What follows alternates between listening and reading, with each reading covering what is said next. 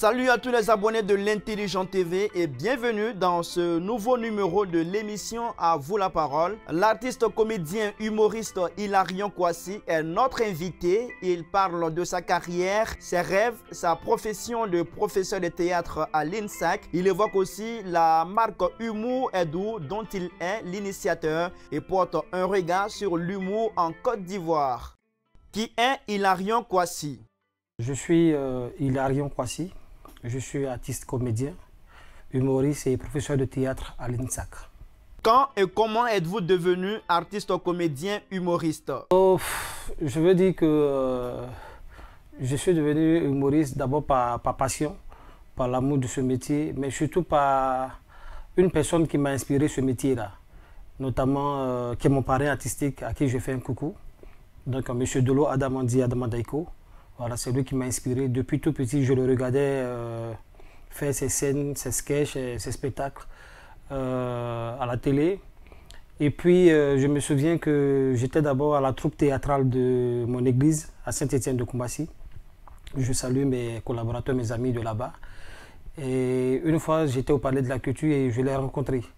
Et donc, j'ai demandé qu'ils viennent nous voir à Saint-Étienne, voir un peu ce que nous faisons comme répétition au niveau du théâtre là-bas. Et il est venu, il a regardé, il a porté ses critiques. Et depuis là, il est devenu non seulement le parrain de la troupe, mais il est également devenu mon parrain. Donc depuis là, j'essaie de travailler avec lui et j'apprends auprès de lui.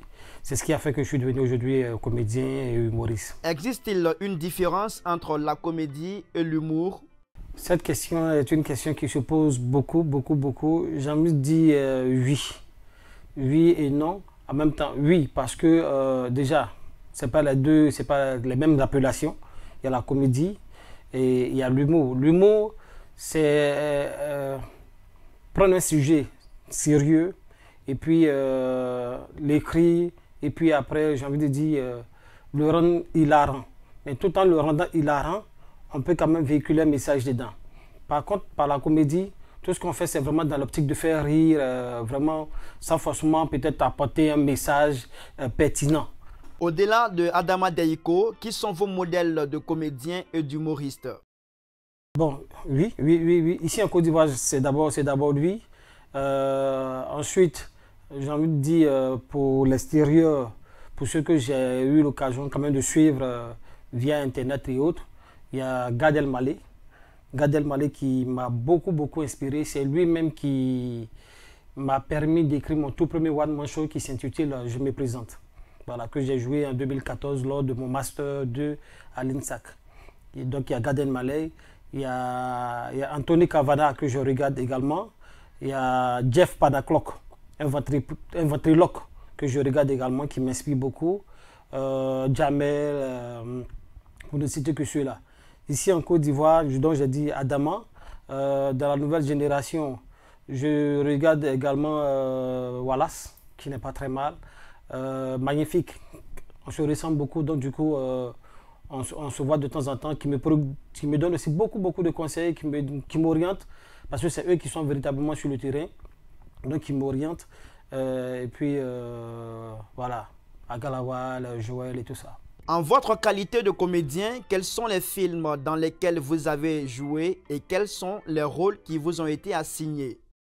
Dernièrement, ça je me souviens, dernièrement j'ai tourné dans la série de Koné Touré, voilà, qui s'intitule Un homme à marier. Voilà.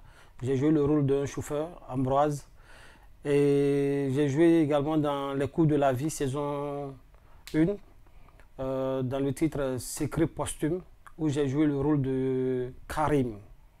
Voilà. J'ai fait pas mal de choses, mais il y a bien longtemps également. Voilà. Quels sont les prochains films dans lesquels vous devez jouer et avec quel rôle?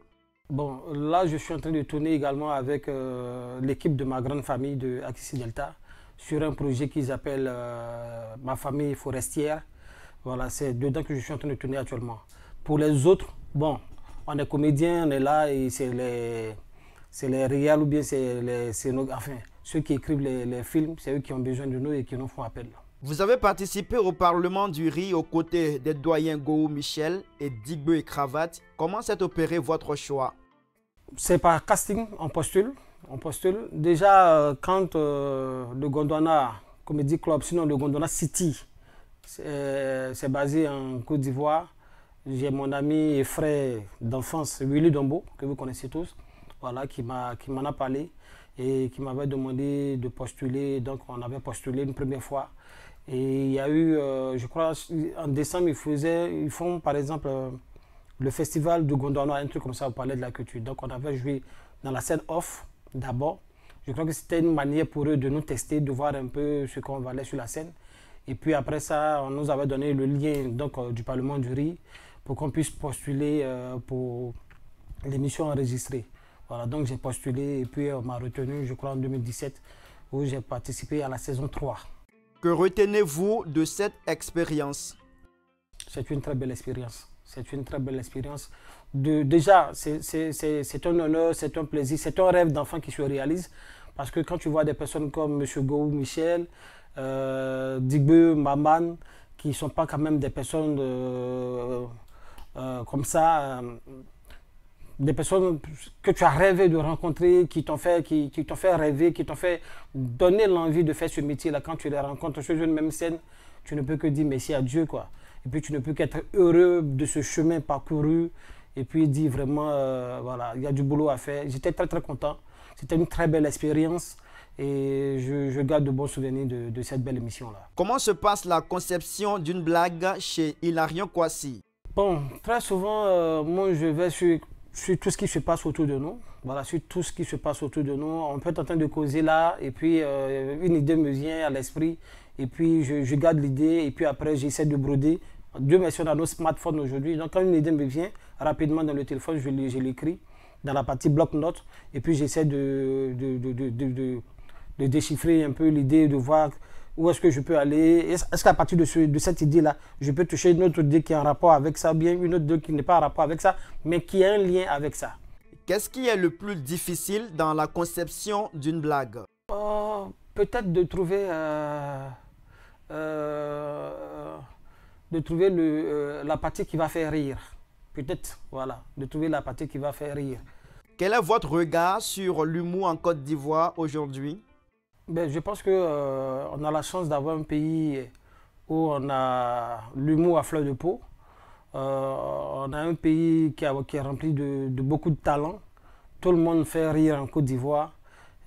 C'est déjà pas mal. Pour ceux qui sont sur le terrain, nos grands frères qui sont là, je pense qu'ils font du bon boulot. Ils font du bon boulot. Ce que je leur souhaite, c'est d'aller un peu plus, d'aller au-delà de ce qu'ils font déjà. Parce que c'est bon de faire rire ici en communauté, en Côte d'Ivoire et tout, mais il faut qu'on arrive aussi à percer, tu vois, non, l'Europe là-bas, voilà. Il faudrait que quand on arrive en Europe, ce ne soit pas seulement que pour jouer dans des petites salles où il y a des Africains ou bien des Ivoiriens, non, non, non. Il faudrait qu'on arrive aussi à jouer devant un public français qui nous comprend, qui dit waouh, il y a vraiment les gens écrivent et tout ça et tout ça. C'est mon rêve en tout cas. Pensez-vous que la jeune génération d'artistes comédiens humoristes dont vous faites partie est suffisamment encadrée et soutenue par l'ancienne génération? Oui, oui, ça je peux vous l'attester, oui, oui. Déjà nous avons une plateforme qui s'appelle l'Association des humoristes professionnels de Côte d'Ivoire. Donc nous sommes tous dedans. Et chaque fois que nous avons l'occasion, nous passons, on a le siège qui est au Sénac à Treichville, qui est géré par le général Koro Abou, à qui je fais un big up. Voilà, donc chaque fois on est là-bas, on prend des conseils auprès d'eux. Et quand on se retrouve par exemple pour des activités, pour des événements, pour les préparatifs d'un spectacle, par exemple actuellement il y a le spectacle de Magnifique qui va se passer le 6 novembre là. Donc quand on se retrouve par exemple pour les répétitions, pour vraiment l'aider à organiser son spectacle, il y a pas mal de conseils qui sont donnés et puis on les voit à l'œuvre, donc on voit déjà le travail qui est fait et on prend beaucoup de bonnes choses dedans. Vous êtes aussi l'initiateur de la marque Humour est doux, parlez-nous-en. Je suis allé, j'ai joué, c'est très bien passé, c'était la première journée et j'ai tellement aimé ce qui s'est passé ce jour-là. J'ai tellement moi-même aimé ma prestation que j'ai dit ouais, Humour est doux. Et donc pour la deuxième prestation, j'ai demandé à mon imprimeur de me faire un t-shirt Humour est doux. Et je l'ai fait. Quand je suis arrivé là-bas, les gens ont tellement apprécié. Ah, mais c'est joli ça, c'est joli ça, c'est joli ça. C'est de qui, c'est de qui? Et j'ai dit non, c'est moi, c'est ma marque, c'est moi qui ai créé Humour est doux. Et voilà comment Humour est doux est parti. Comment se porte-t-elle? Dieu merci, ça va. Dieu merci, ça va. Les gens savent que c'est ma marque parce que c'est signé même by Hilarion. Donc nous sommes en train de tout faire pour voir, ne pas rester seulement sur le plan t-shirt, mais voir si dedans on peut créer un festival Humour Edu, on peut créer plein de choses Humour Edu. Déjà, il y a une page Facebook Humour Edu qui est créée où nous faisons quelques petites capsules que nous mettons là-bas. Je voudrais saluer au passage mon ami et frère Abraham le Merveilleux avec qui je fais quelques capsules pour cette page-là. Vous êtes également professeur de théâtre à l'INSAC. Qu'est-ce que cela apporte à votre carrière? J'ai envie de dire que c'est l'accomplissement de mon rêve d'enfant. J'ai rêvé être comédien, mais je n'avais pas pensé un jour devenir jusqu'à professeur et l'enseigner. Donc c'est vraiment quelque chose de très énorme. Déjà, ça a changé mon statut social, c'est clair. Voilà, donc je suis maintenant un fonctionnaire de l'État de Côte d'Ivoire, tout ça, chien. On touche le salaire chaque fin du mois. Bref, mais je veux dire, ça m'a apporté beaucoup de choses. Non seulement ça m'a apporté beaucoup en formation, parce que dès que j'ai eu le bac, je suis rentré là-bas. Et j'ai envie de vous donner une petite anecdote. J'étais, comme je vous disais tout à l'heure, j'étais à Saint-Étienne-de-Koumassi en tant que petit comédien de théâtre de l'église. Et puis j'ai un grand frère qui s'appelle JC, Jean-Claude, que vous connaissez très bien, JC Pluriel, qui lui était de cette église-là, qui était CVAV, et qui m'a dit, mais Hilarion, tu joues très bien. Il y a une école qui s'appelle l'INSAC. Avant, tu sais que nos parents ne pouvaient pas accepter qu'on aille faire le théâtre, tu vois. Donc j'ai dit à papa, ah, on dit il y a une école qui s'appelle l'INSAC, je vais rentrer là-bas après le BPC. Il m'a dit, niet. Il faut aller à l'école, il faut aller à l'école. Donc du coup, je suis allé à l'école, et après le bac, je suis rentré à l'université de Cocody. Et puis là-bas, je suis à l'UFRICA, UFR des sciences, information, communication et art. Donc là-bas aussi, je fais le théâtre.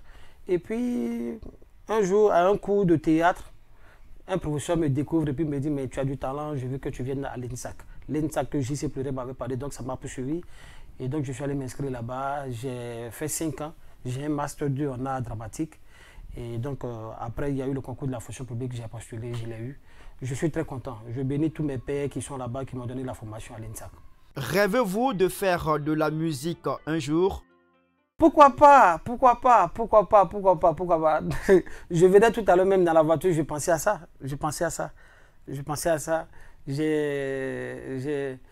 J'ai beaucoup d'amour pour la musique et je fredonne de temps en temps. Je suis un passionné de musique et j'ai pour idole Fally Ipupa et Eric Patron, ici en Côte d'Ivoire. J'aime également Soumbil. Voilà, donc ce sont ces personnes-là que j'écoute beaucoup, qui m'influencent beaucoup. Et par moment, pour ceux qui ont regardé mes 2 spectacles, mes 2 premiers one-man shows, parce que je vous ai dit que j'ai des one-man shows, le premier qui s'appelle Je me présente et le deuxième À qui la faute, il y a des musiques qui sont intervenues dedans de façon bref, hein, voilà, quelques secondes. Donc pourquoi pas, un jour on pourrait voir Hilarion chanter, pourquoi pas. Qu'est-ce qui vous bloque en ce moment? Oh, vous savez, moi, quand je veux faire quelque chose, je prends le temps de bien faire la chose. Il ne faut pas venir chanter juste pour chanter, non. Il faut chanter pour véritablement chanter. Même si tu vas chanter de façon décalée ou ça va vraiment faire rire, mais il faudrait qu'on sente que le gars il a pris le soin de préparer, tu vois, de mûrir sa chose avant de venir se mettre là. Tu vois. Donc je suis en train de faire les choses étape par étape. Actuellement, nous sommes dans la promotion de Humour Edu. Je crois que l'année prochaine, peut-être quelque chose peut se passer. Voilà. J'ai déjà un truc dans la tête, une idée, j'ai déjà une idée. Une blague pour finir? C'est l'histoire de 2 amis, enfin 2 frères. L'autre c'est Seri et l'autre c'est Digbe. Seri, c'est le grand frère. Digbe, c'est le petit frère. Petit enfant, gros nom. Le matin, leur papa leur remet 100 francs. Allez-y acheter votre pain. Et donc les 2 vont acheter le pain. Et en partant sur la route, le petit frère, très turbulent, il perd ses 100 francs. Digbe. Donc après, il revoit son grand frère venir avec son morceau de pain qu'il a en train de manger. Il a faim, donc il demande à son grand frère. Grand frère, donne-moi un peu de ton pain. Le grand frère lui dit, je ne te donne pas. Et grand frère, pardon, j'ai faim, pardon, donne-moi un peu de ton pain. Le grand frère lui dit, je ne te donne pas. Le petit frère se fâche. Et toi, grand frère, là, tu as méchant de... Tous les jours quand il te demande quelque chose, là, tu ne me donnes jamais rien. Le grand frère s'élève. Il dit, ah bon, moi je ne t'ai jamais rien donné.